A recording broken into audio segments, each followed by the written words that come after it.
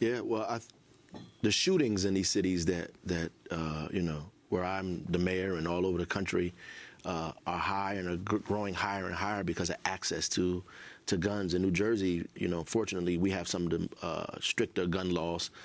We ban assault rifles. We ban magazines that carry certain amount of weapons, kind of bullets. We ban all of that. But unfortunately, they bring guns in across 78, across I-95. Guns come up from the southern part of the country into our cities, into the hands of 14, 15-year-old kids who are using them to solve disputes and creating murder and mayhem in our community. So we have to have a universal kind of gun laws that affect every state and every city and not just a few. And have you been able, in the time you've been in office, to have some kind of impact on the overall violence, especially murder rate in the city? Sure. I mean, when we first came in, we reduced the number of violent crimes the immediate year that we came in. After that, the first quarter of the year, we reduced it by 40%. We've witnessed a spike this summer, as most major cities have witnessed. But we are still, we stabilized that and try to get that under control. So we are coming up with all kinds of strategies that I think to help us reduce violence and crime in our communities. And how has it been? You've been in office now 15 months, and you were a surprise victor to the establishment of New Jersey. The former mayor and Senator Cory Booker did everything he could to back a candidate against you. And what's it been like being able to, or having to come up against the established powers in New Jersey?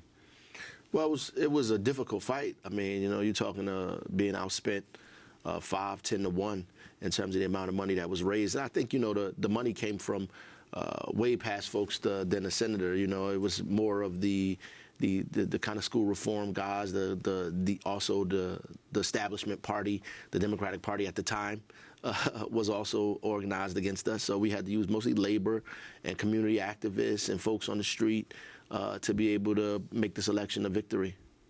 The Justice Department, U.S. Attorney for New Jersey, did an investigation of the Newark Police Department. It found 75% of the stops and checks of civilians were unconstitutional. 85% of them were of black people, were racially discriminatory. And the investigation also found the Newark police did engage in the use of excessive force and that the Newark police drug and gang units were engaged in criminal activity, confiscating drugs and money of people they were arresting for their own use. How are you dealing with this? And can you talk about the police review board that you have established through executive order? Why didn't it come outside of that? Will it expire at the end of your term?